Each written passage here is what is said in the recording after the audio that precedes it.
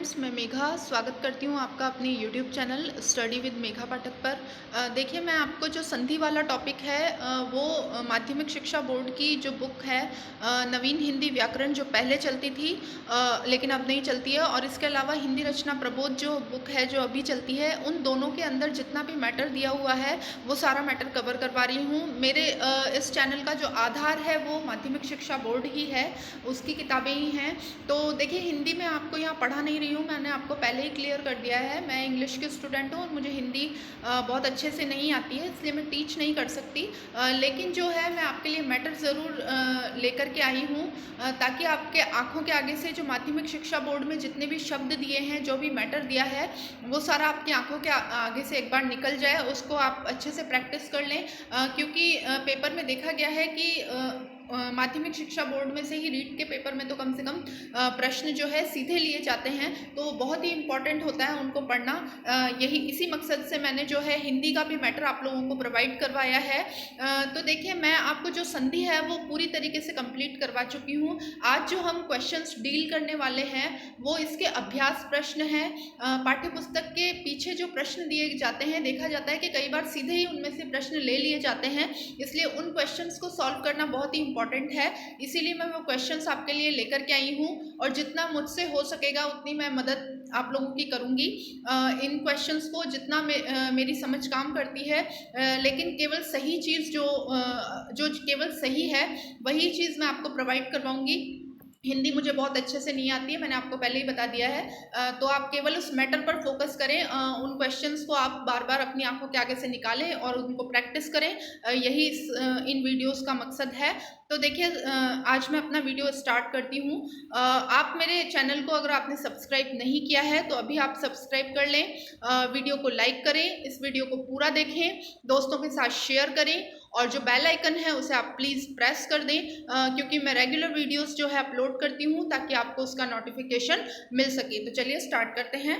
Question number 1 जो हमारी अभ्यास पुस्तक में दे रखा है वो है, संधि कहते हैं। देखिए, संधि किसे कहते हैं, बहुत ही इंपॉर्टेंट क्वेश्चन है। आपको क्वेश्चन जब आप पढ़ेंगे तभी आपको पता चल जाएगा कि इस तरीके के क्वेश्चंस जो हैं उनकी प्रायोरिटी पेपर में आने की काफ़ी रहती है, इसीलिए हम इन क्वेश्चंस को यहाँ पर सॉल्व कर रहे हैं। तो देखिए, संधि किसे कहते हैं। तो संधि हमने पढ़ा था कि यदि कोई स्वर हो या कोई व्यंजन हो, जब दोनों पास पास आते हैं और उनमें विकार उत्पन्न हो जाता है, मतलब वो बदल जाते हैं, तो उसी को क्या कहते हैं, संधि कहते हैं। और वो जो स्वर और व्यंजन दोनों ही किसके अंतर्गत आते हैं, वर्णों के अंतर्गत आते हैं। तो जो इसका आंसर हो जाएगा वो हो जाएगा ए, दो वर्णों के मेल को ही संधि कहते हैं। देखिए, क्वेश्चन नंबर 2 है, संधि कितने प्रकार की होती है।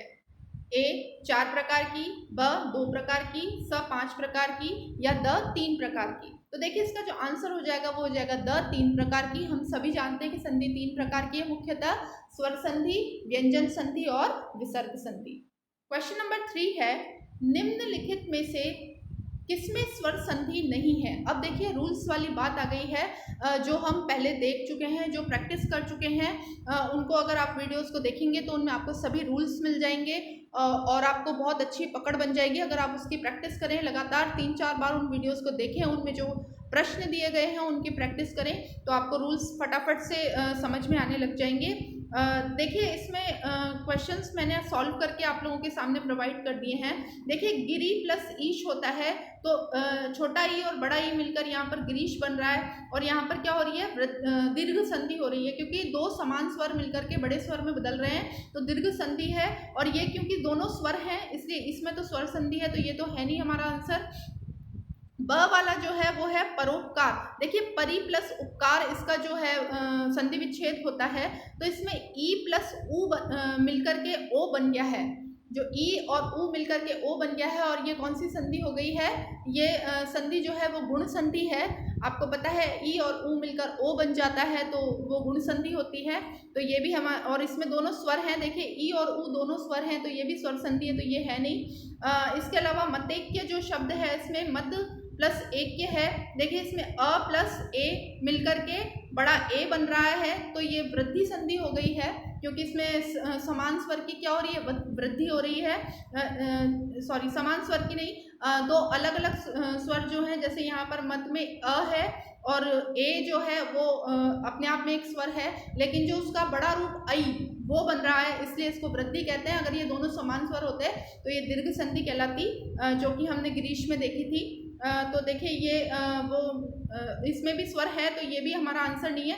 देखिए जो संतोष है इसमें सम प्लस तोष, मैंने आपको एक रूल में बताया था कि जहाँ पर भी आप म देखें तो म को बिंदी में बदल दें, ठीक है। अगर हम इसमें देखिए आधा न कर दिया है, इसको अगर हम बिंदी में भी बदलते हैं तो संतोष ही होगा। तो ये जो है इसमें अंतर्गत म आ रहा है, और क्योंकि ये देखिए हलंत लग रहा है तो ये इसमें अ नहीं है, यानी कि इसमें स्वर नहीं है, और पीछे भी त है, यानी कि ये दोनों ही व्यंजन है, तो ये व्यंजन संधि होती है, तो इसलिए इसका जो आंसर हो जाएगा वो द हो जाएगा, संतोष।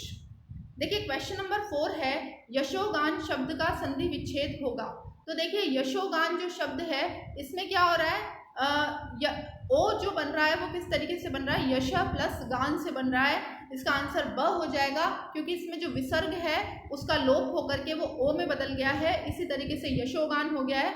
तो देखिए यश प्लस गान बराबर यशोगान। आप इन शब्दों को याद रखें। मेरा एक्सप्लेनेशन चाहे आपको जैसा भी लग रहा हो, देखिए मुझे हिंदी नहीं आती, मैं हिंदी नहीं पढ़ा सकती हूँ, लेकिन जितना मैं हेल्प कर सकती हूँ क्वेश्चन को सॉल्व करने में उतना कर रही हूँ।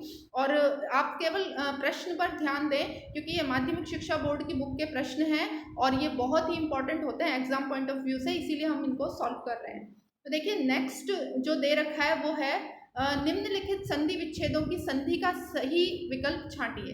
तो देखिए शब्द प्लस अर्थ बराबर क्या बन रहा है यहाँ पर, देखिए शब्द अ प्लस अ बराबर आ बन गया है, तो शब्दार्थ हो गया है, तो इसका जो आंसर हो जाएगा वो हो जाएगा ब, शब्दार्थ। शब्द प्लस अर्थ बराबर शब्दार्थ। इसी तरीके की संधि वहां पर पूछ ली जाएगी, या तो शब्दार्थ देकर के संधि पूछ लेगा या संधि देकर के शब्दार्थ पूछ लेगा, तो आप इनको अच्छे से देखते जाएं।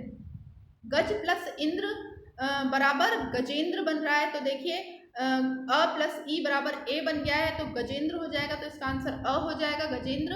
देखिए प्रति प्लस उत्तर, इसमें ई प्लस उ बराबर जो है वो ई जो है वो य में बदल गया है, ई य में और उ व में बदल जाता है, तो वो कौन सी संधि कहलाती है, देखिए वो संधि कहलाती है यण संधि, है ना, यण संधि। तो इसमें जो है यण संधि है, और क्योंकि देखिए प्रत्युत्तर इसमें बड़े ऊ की मात्रा लग रही है, और हमारा जो उत्तर जो शब्द है उसमें छोटा ऊ दे रखा है, तो ये नहीं हो सकता, प्रत्युत्तर तो हो ही नहीं सकता, क्योंकि इसमें य में नहीं बदल रहा है, और प्रत्युत्तर तो कुछ होता ही नहीं है। तो देखिए जो स वाला जो आंसर है प्रत्युत्तर, ये हमारा हो सकता है, क्योंकि इसमें ई य में बदल रहा है, सॉरी ई जो है वो य में बदल गया है, और जो छोटा ऊ है उसकी मात्रा लग रही है, तो इसका मतलब स, इसका जो आंसर हो जाएगा वो हो जाएगा प्रत्युत्तर। इसमें मैंने आपको बता दी है कि कौन सी संधि थी, यण संधि थी इसके अंदर। देखिए आपको संधियां में ध्यान रखनी है, हम प्रैक्टिस खूब करेंगे, आप चिंता मत करिए। जैसे ही हम पूरे टॉपिक्स कवर करते हैं, मैं हर टॉपिक से रिलेटेड प्रैक्टिस भी आपको करवाऊंगी, और जितना हो सका माध्यमिक शिक्षा बोर्ड की बुक के तो सारे क्वेश्चंस हम करेंगे ही, माध्यमिक शिक्षा बोर्ड की बुक के तो मैं अभी आपको सारे सॉल्व करवा दूंगी। इसके बाद भी मैं 1-2 वीडियोस अगर और बने तो मैं बना दूंगी, चैप्टर के पीछे जितने भी प्रश्न हैं वो सारे हम सॉल्व कर लेंगे। देखिए मुझे शायद एक्सप्लेन करना उतना अच्छे से ना आए, लेकिन जो प्रश्न है वो मैं ज़रूर आपके आंखों के आगे से एक बार निकालने के लिए लेकर के आऊँगी, ताकि आप उन क्वेश्चंस की प्रैक्टिस कर सकें। तो देखिए पॉइंट नंबर 4 जो है हमारा सु प्लस आगत। तो देखिए इसमें यण संधि है, इसमें भी क्यों यण संधि है, तो देखिए इसमें स जो है वो व में, सॉरी उ जो है वो व में बदल गया है, ई य में और उ व में बदल जाता है, तो वहाँ पर यण संधि होती है। तो देखिए इसका जो आंसर है वो स हो जाएगा, स्वागत। मैंने यण संधि लिख भी दिया है हेल्प के लिए आपकी। देखिए कवि प्लस इच्छा, अब इसमें क्या हो रहा है, ई प्लस ई बराबर बड़ी ई में बदल रहे हैं, तो यहाँ पर कौन सी संधि हो गई, दो समान स्वर मिलकर के बड़े स्वर में बदल रहे हैं, तो इसका मतलब यहाँ पर दीर्घ संधि हो गई। और अगर दो असमान स्वर मिलकर के बड़े स्वर में बदल रहे हो तो कौन सी संधि होती, बताइए। देखिए तब जो संधि होती वो वृद्धि संधि होती, लेकिन यहाँ पर समान स्वर हैं और बड़े स्वर में बदल रहे हैं, तो यहाँ पर दीर्घ संधि है, और इसका जो आंसर हो जाएगा वो अ हो जाएगा, कवि इच्छा, यानी कि कवि प्लस इच्छा बराबर कवि इच्छा। अच्छी तरीके से आप मात्राओं का याद रखें। देखिए हिंदी का कोई तोड़ नहीं है, हमको शब्द के अंदर कौन सी मात्रा लग रही है ये याद रखना ही पड़ेगा, और ये तब होगा जब हम जितनी ज़्यादा शब्दों की प्रैक्टिस करेंगे उतने ही ज़्यादा हमारी जो कॉन्सेप्ट है वो क्लियर होते चले जाएंगे। तो देखिए और भी प्रैक्टिस क्वेश्चंस इसमें दिए गए हैं। दिए गए विकल्पों में से निम्नलिखित शब्दों में प्रयुक्त संधि भेद का सही विकल्प चुनिए।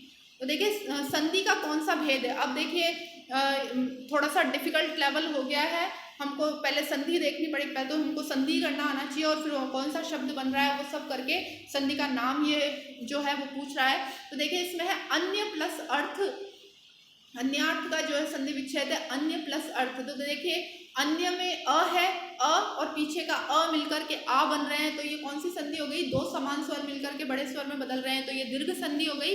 तो जो इसका आंसर हो जाएगा वो हो जाएगा स दीर्घ संधि। अब देखिए परोपकार में कौन सा हो गया, पर प्लस उपकार। तो देखिए पर अ प्लस उ मिलकर के ओ में बदल रहे हैं, तो ये कौन सी संधि हो जाएगी, ये आपकी गुण संधि हो जाएगी। आपको पता है कि ओ ए ओ इस छोटा ए और छोटा ओ ये जब बनते हैं या अर बनता है तो वो गुण संधि होती है। ये रूल के अंदर दिया गया है, आप मेरे वीडियोस को देखें तो आपको पता चल जाएगा। तो देखिए ये गुण संधि का शब्द है, इसका आंसर गुण संधि आएगा। इसमें अ प्लस उ मिलकर के ओ हो रहा है, पर प्लस उपकार। तो देखिए आगे का शब्द है नाविक। तो देखिए इसमें नौ प्लस नाविक। तो देखिए इसमें 9 प्लस इक हो रहा है, और आपको पता है कि आव जो शब्द है ओ प्लस अ के मिलने से आव शब्द बनता है। जो इसमें ओ है वो किस में बदल रहा है, व में बदल गया है।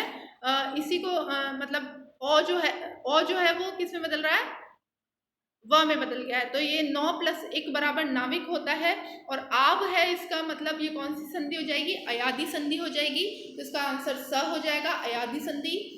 फोर्थ है अन्वीक्षण। तो देखिए अनु प्लस ईषण होता है, और उ प्लस ई मिलकर के जो है व बन गया है, और जहां पर व बनता है मैंने आपको बताया था य और व जहां पर भी बनता है वहां कौन सी संधि आती है, यण संधि आ जाती है।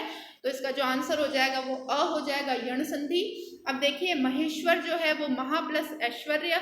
अब इसमें आ प्लस ए मिलकर के बड़ा ए बन गया है, बड़ा आई बनने से इसका मतलब क्या हो जाएगा, इसका मतलब हो जाएगा कि वृद्धि हो गई है, यानी कि वृद्धि संधि होगी। तो इसका आंसर ब हो जाएगा, महेश्वर में वृद्धि संधि हो जाएगी। तो देखिए ये वो प्रश्न है जो पीछे माध्यमिक शिक्षा बोर्ड की बुक में दिए गए हैं। मैं आगे के वीडियोस में भी जितने भी प्रश्न हैं जो माध्यमिक शिक्षा बोर्ड की बुक में दिए गए हैं वो सारे आप लोगों को प्रैक्टिस करवाऊंगी। और भी पार्ट्स हैं जो संधि के आएंगे।